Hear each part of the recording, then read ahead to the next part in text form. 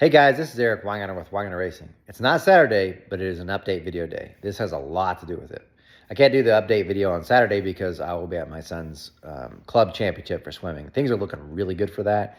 I think he's going to break some personal best, and that's awesome. But his swimming's in none of this video. So this is pretty much technical stuff and just cool things that are happening around the shop. And before I start that, the last video I did, I totally had forgotten to put the link to donate. If you want to see the back cut versus non-back cut valve, it will all be on a video anyway. But if you want to like help the cause, I put the actual link in the description for this video, and I had put it back on the other one too, because I just forgotten it.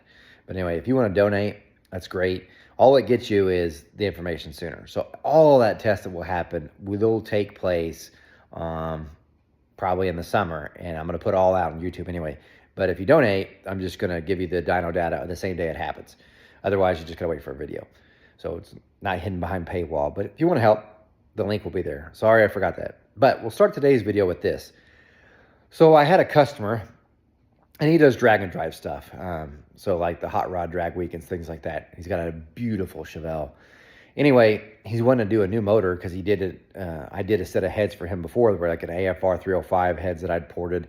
The engine ran really good, and he was really proud of it, but he wanted to do something way more radical.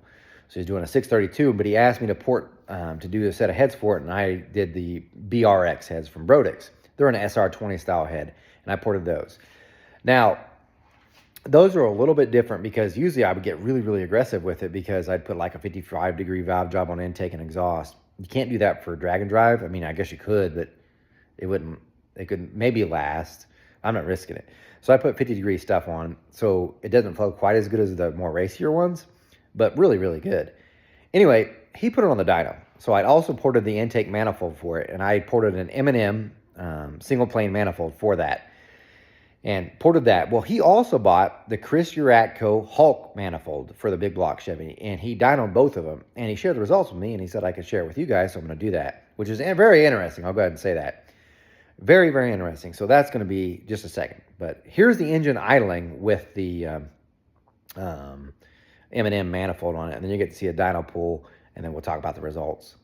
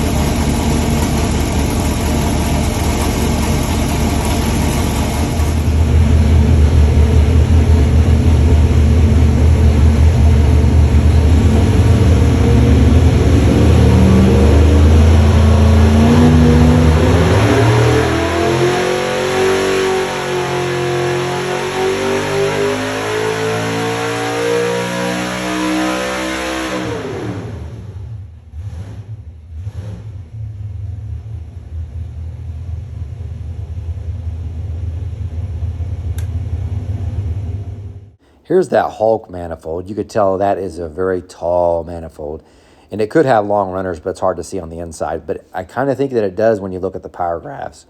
So if you look at the graph here, and then the chart here with the power, you'll see that the M&M single plane manifold, it's not as good down low, but it's much better at the top. So with the lower RPMs, you could tell that and remember this pull starting at 5,800 RPM, but the lower RPM, you could tell that the Hulk's much better. But then about 7,100 RPM, it switches. And then the M&M single plane manifold becomes much better, and the power switches. It's still about 5 horsepower down from the Hulk, but the averages are 10 horsepower difference. So interesting. That switch in power is probably more due to the runner length than it is any of the cross-sectional areas in that port. But interesting finding nonetheless. And 1,100 horsepower from a 632 is pretty good. And remember, this is for a drag and drive deal. Now, it's got a little bit of compression in it, 13-to-1, but its lifts are only 875 on intake and 850 on exhaust. And it's really meant the lobes are more gentle to survive the drag and drive. They're not some crazy aggressive thing. So I'd say it's pretty good power for what that is. But anyway, on to the next thing. You guys might remember a few weeks ago I talked about this HVH adapter spacer and how I was disappointed with it because this new one's not near as good as the old one. What I mean by that was this is an adapter. So if you have a 4150 intake manifold pattern, you can bolt this spacer on and you can run a Dominator. And this isn't just any adapter, it's tapered. So it's got a tapered section and you see what you got. This is the new style. And I said it's not very good. And I said, I really wish I had the old style because that's what I was testing with, but I had to return it to the person, the viewer that let me borrow it. And the only one I could buy with this. Many of you viewers are like, hey, I found one. And you kept sending me links to this one. This is the opposite. This is not even an adapter, but this is the one that HVH makes. And this is for a Dominator top, or manifold, I should say, but it's for a 4150 carburetor. The carb goes here and it bolts on like that. It's still the Dominator bolt pattern. It's for like the use with the XP carburetors that have the slotted pattern so you can run it either way. This spacer allows you to run it on a Dominator intake. You can't run it this way because they're both Dominator pattern, and it also looks goofy. So several of you said, I found one, which was great that you're looking, but it's not this one. This is actually Jody Smith's. If you want it back, by the way, Jody, just text me, and I'll send it back. I keep forgetting anyway. But if you want it back, just let me know. I haven't tested this forever. But because of that video, what happened was I contacted these guys, Polymer Racing Products, and I said, hey, can you guys make a spacer for me? Like that spacer? I know you do the dimpled stuff. That's cool and all, but could you make one? I'm like, well, we don't sell one, but we can make one. These guys literally in a week, actually not even a week, in 3 days had a prototype shipped to me. And this is it. It's done and ready to go. This is their adapter. So they use dimples. This is 3D printed. It's a little bit taller than that one, but look, it's a tapered. Now its cone section goes all the way down to the bottom. Now this is the first one that they've done. They drew it up from nothing. So they totally created this. And it's got dimple, it's it's dimpled, it's 2 inches tall. It's a nice design. If you notice, they all come to like a cone in the center, which is great. I just don't know how deep this is, if that's gonna play a part. But because it flares out in the squares, it might be better. It would be interesting to do different testing to get removed part of this, like how much we could remove down, and if it would make any difference in power. I don't know. But this is really, really neat. And check this out. Polymer Racing Products, right? Eric Weingartner Special. These guys are amazing. Not only that, they also provided this spacer. Now this one you can purchase right now. Go to Polymer Racing Products. And no, they're not paying me to even put this out. But this is the one we're gonna use for the small block Ford Cam Challenge. This is just a simple 2-inch, 4-hole taper spacer for a Dominator. And that's what we're gonna run. Of course, it's got dimples and stuff. I've tested some of their 1-inch ones, and the results didn't really seem to change. But even after all that, and I shared it all with them, they were still cool. They really just wanted to know. And I love companies that were like, look, I don't care if my product's bad. I want to know if it's bad. Instead of just being like, oh, hide that. These guys are totally open. But I think this one actually will make more power. And I've seen people that have dyno tested with these and had great success. So this will be used on the small block Ford Cam Challenge. You know what makes this also awesome? These guys are from Canada. And I'm going to go ahead and tell you, Canada, I got no problem with you guys. I haven't met a bad Canadian ever. So I feel bad for you. I truly do, for your people.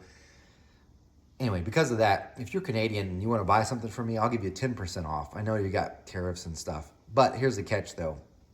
I'm not shipping to Canada. The amount of paperwork we have to go through is unreal. I don't want to do that for shipping. I know other people are like, it's not that bad. Yeah, because they do it all the time. I'm a one-man shop. But if you find some place in America for me to ship it to that you can go get it from, I'll ship it there. But Canada, you got a 10% discount I'm giving you. You guys have been great. And it's all, and thankfully to Polymer Racing Products. These guys shipped it whenever the whole thing was going down, you know. So huge thanks to Polymer Racing Products. I love Canada. You guys are amazing. I've never had a problem with any of them. Good people there. But anyway, there's that. Let's go on to the next thing. Here we have the promaxx small block Chevy Vortec heads. Now, these Vortec heads do have the multiple patterns, so you can run a traditional intake, but that is the Vortec pattern. As you can tell, they're this way. These are 185 cc's. Redid the valve job on it, did just a little blending to see if it would gain any flow Well, here's what the numbers did. This is on a 4030 board, and it's on my science bench. So what we have here in column 1, which you probably can't tell, there we go. Cylinder 1 here is the stock, and this was after redoing the valve job and blending. So if we look, this is the intake side. If you look at the intake side, at 400, it went from 218 to 226. It's a pretty good gain. It gained 22 CFM at 300 and almost 30 CFM there at 200. So there, it's really, really good. 500 actually lost 4 CFM, and then it's pretty much trading blows. 232 versus 231, 235 versus 235 round up, 233 versus 229. So it was a little bit down at the peaks, but definitely so much stronger down low on the intake side after redoing the valve job. Now, what about the exhaust though? That was kind of a change. It gained pretty much uniformly, 56, so 51 to 57, that's a good gain. We look at 400, 148 to 162, huge gain. And then peak went from 160 to 175. So this without an exhaust pipe. So pretty good gains on the exhaust side. The intake side definitely gains in the lower lift. This particular customer is only going to run like a 500 lift cam. So in his case, it's a win. So it's a little bit down at 500, but he's gaining 25 CFM at the lower RPM or lower lifts, and it's definitely going to be a win for him. Was I hoping for more for this head? I kind of was. Now, remember, I don't port cast iron heads, but port work would probably pick these up quite a bit. And I'll say this, if you could find it, the EQ Vortec head kicks the crap out of these, but they're no longer available. There's a lot of benefits, though, from this head, from just getting a regular Vortec head. You've already got set up for screw-in studs. It's got the bigger spring pockets. It's kind of a nice deal. Here's your exhaust side look. Anyway, here we have the promaxx Project X. This is the 235cc CNC ported head that they sell for a small block Chevy. I designed this head. So this head, I ported a Project X. They digitize it, and this is their CNC head. I sell it, and they sell it. Now, my head, if you get this head from me, it's a little bit different from what they are, which I'm going to explain in a minute. But this head's a really, really good head. I spent a lot of time developing it, and it's really, really nice. It's 235 cc's on the intake runner. It has a 210 intake valve and a 1/600 exhaust valve. It doesn't require shaft rockers, hence the stud mounts, which is awesome. The chambers can be milled down, but I think the stock size that they have at 69 cc's. They are angle plug. Really nice head, does a lot of stuff. But this is a great opportunity to go back to what the previous video was, just to show you on the flow bench. The previous video I talked about having a back cut versus not having a back cut. And I said, I'm going to, in the summer, do a test on an LS to show you the difference in power with a back cut versus no back cut. But this is a perfect example of what the flow bench tells you. So when you order them from promaxx, because I'm a dealer and I ordered them from promaxx like this, they don't have a back cut on the intake valve. So it's no back cut at all. In other words, they look like this. No back cut. So what I did was I flowed it exactly as it would come from promaxx, and then I did the back cut. Now I'm going to do other changes too, because when you order the head from me, I do alter it just a little. That makes it quite a bit better. But let me show you the difference just in flow numbers from the back cut versus no back cut. All right, let me just pull up my report. The cylinder one you see here, like my mouse can move it. Yep, right through here. This is the intake flow without a back cut, and this is the intake flow with the back cut. As you can tell, it gains quite a bit, especially in the lower lifts. So just to give you an idea, 4 went from 241 to 253 at 400 valve lift. That's a huge gain. And then even look at here, 125 to 145 at 200 valve lift. At 500 went from 175 to 283, big gain. But the upper lifts is where things kind of change. And this kind of differs. Each head's a little bit different. At peak, I mean, at 1 inch valve lift went from 322 to 324. That's a gain. At 900, 326, it was still 1 down. It's 1 up there. So for the most part, as you can tell, the back cut really does help flow. Now the exhaust side, I've got to do something on it. Now I'm not doing a back cut, but there's something I'm going to do that's going to bring the flow up on that. But this is the difference between ordering from them and ordering from me. In the future, we're going to see how much power difference that makes when I test an LS combo doing this. One of the things that I hear some complaints for, or people buy from someplace else instead of from me, has to do with shipping.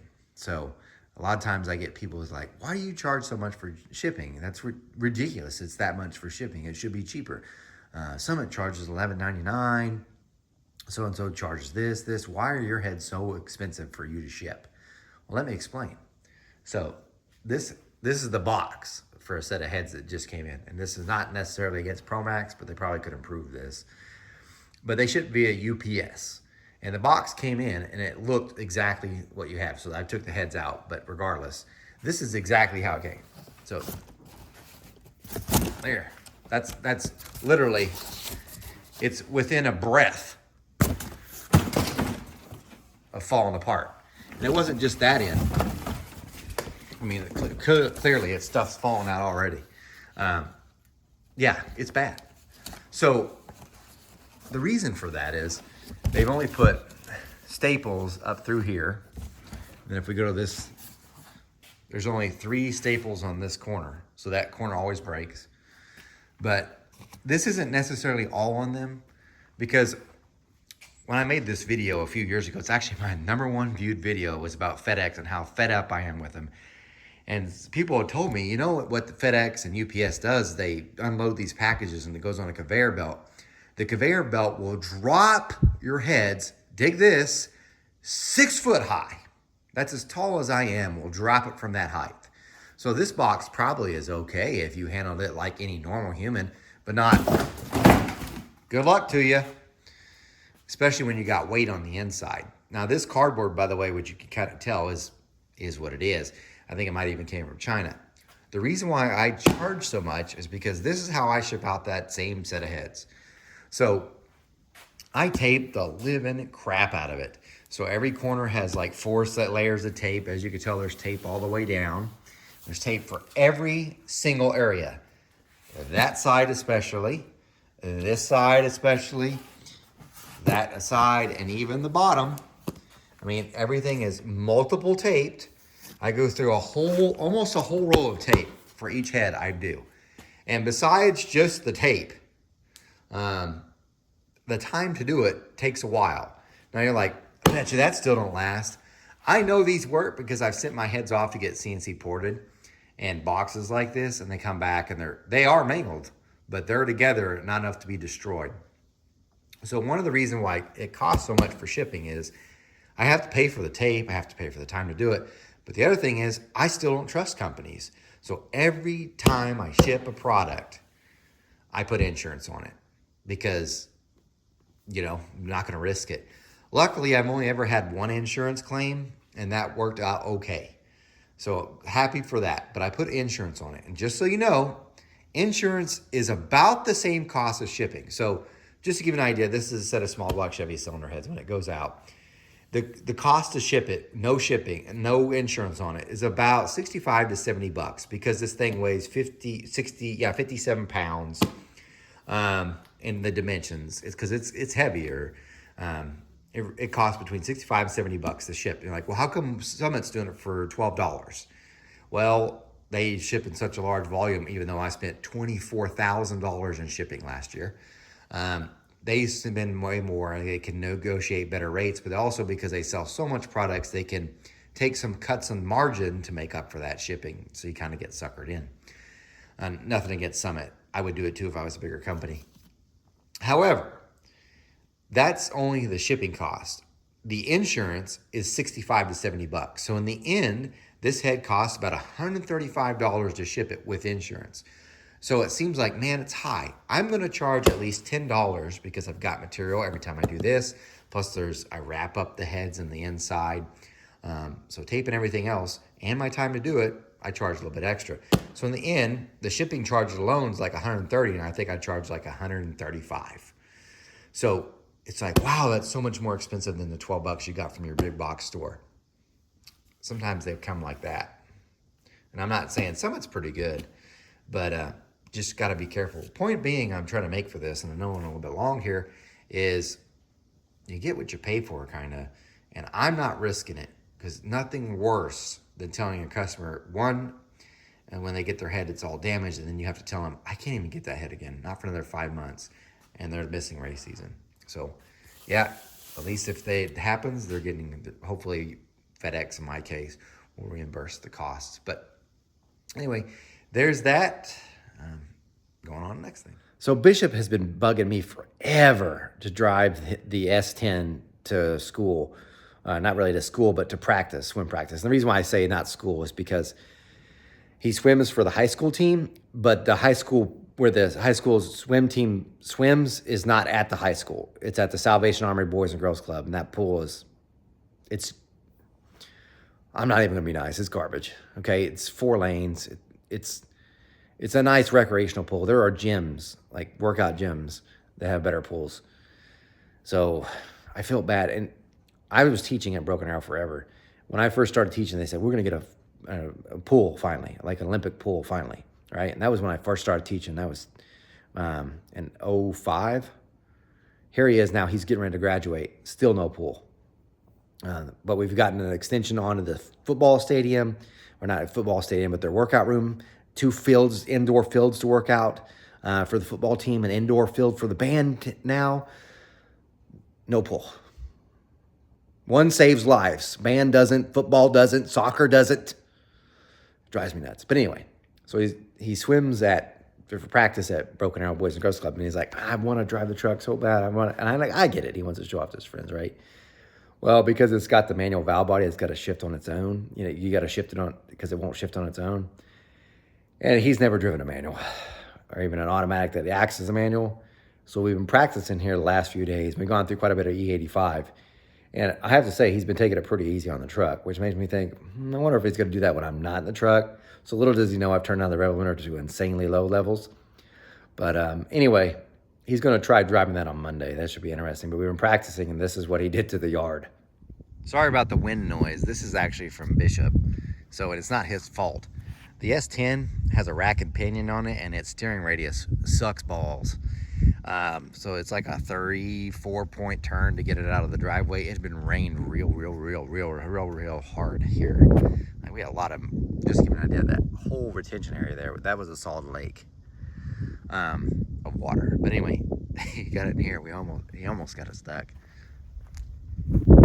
So anyway, trying not to get him to drive, but he wants to drive it to practice because he kind of wants to show off. So I was like, yeah, sure thing. Let me show you, and we'll learn how to do this. But the yard took the beating. I know you're saying, well, can't you do anything about the turning radius? I did call TRZ, and I guess they're coming out with a new spindle or something that's going to have a notch that's closer so you can have more turning radius, which is what I need. Just so you know, the truck is fast. This is a run with him in it, and no, I wasn't supposed to go the quarter mile. No, I didn't know you weren't supposed to. So it's me driving with him in the passenger seat, and this is 130 miles an hour.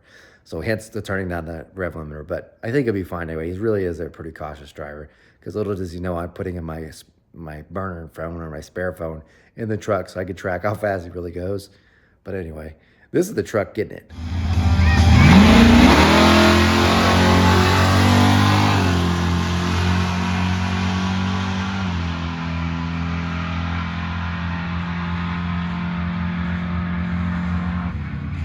Check this out. Jamie got the bumper mounted on the Nova for my son. So for those that don't know who Jamie is, he's not an employee here. He's just a viewer, and he became a customer. And as you saw his heads in my video, the RHS cast iron heads that float real good.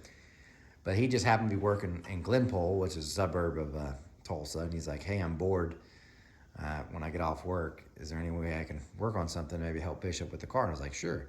So far, he's gotten the bumper mounted. He's done the exhaust system on this thing. He's welded the sliders for the sliders for the leaf springs on the back. He's done the hoop over here that mounts the belts on. And he's done quite a bit. And he's got the drive shaft safety loop underneath, which is this piece that you can't see. I'm not gonna crawl underneath. But he's got that done too. So quite a bit's been done. Also, he did the brakes. So a lot's done with the car. I finally got in my race wire that you see over there. That actually goes to that switch on the side, which I kind of can't see it, but for the lights and turn signals and stuff. But that's just like the fuse box. And why am I putting there? Because no passenger's getting back there. Good luck squeezing through that. But anyway, so I'm hiding it. I'm not really hiding it, but easier to get to. The seats have been mounted. They're clearly out of the way for right now because I still have to finish painting the backside of this bar and then silicone and the rest of this. put the rest of the sound in, the insulation in. More wires still need to be ran, plenty of wires. And then the sound and insulation go in, then the carpet can go in, the seats will go in. So it's coming along, not bad. But that's what's going on with it. It is making some pretty good progress, and I'm pretty happy about that. But anyway, there's that. Small block Ford Cam Challenge, guys. This is now in the small block Ford Cam Challenge deal. Check it out. These are some of the last things I'm going to give you. Your cam is due here by May 1st. So this is all the information that I'm going to give you. You should have enough. You can ask other questions, but I may not have that. This should be more than enough to get you to spec a camshaft correctly, hopefully. And anyway, there's the scoop on that. On another note, I purchased a Summit small block Chevy block today, and I sent it to Chris Straub to have him do the machine work on it. So he's going to finish bore and honing it and put the 904 lifter bores in the block. And the reason for that block, in case you're wondering, is if you remember, most of my testing actually began on this channel was a small block Chevy dyno mule, and the block broke. And it was a Dart aftermarket block, which makes it sound like small block Chevys are weak, but it wasn't. What happened was I'd purchased that block used from a machine shop. What had happened was it was an SHP Pro. Dude kicked out a rod, sent it through the cylinder wall, and their solution to fix it was they put a sleeve in there and then they filled it with concrete halfway. So yeah, it stopped its water leak, but when they put the sleeve in, it cracked to the head bolt holes, what also cracked towards where the water ports are. And that block would have been perfectly normal and great for 90% of the people that never have to change their heads. Well, because of all the testing, I switched heads 5 times. So it kept getting torqued and retorqued and torqued and retorqued, and it caused that crack to spread, and it went to the water ports, and it no longer wanted to seal right there. So that was the end of the block. It's not a Dart problem. It's just a bad luck problem, really. So this Summit block's going to replace it, and then we can get the 406 dyno mule going again. But I want to do something a little bit different, so here's what I did. I also spent some money on a set of Molly forged pistons that are a dome for this. So the pistons that were in it before were Race Techs, and they were flat top design. These Mollys are a smaller ring pack, a 1 millimeter, 1 millimeter, 2 millimeter ring pack, so a much smaller one, lateral gas ports, and it's also got a dome. So it should raise the compression ratio to 14:1. And now you're like, oh man, why haven't the pump gas stuff? Most of the other stuff is pump gas. So like, for instance, the 421 will be essentially pump gas.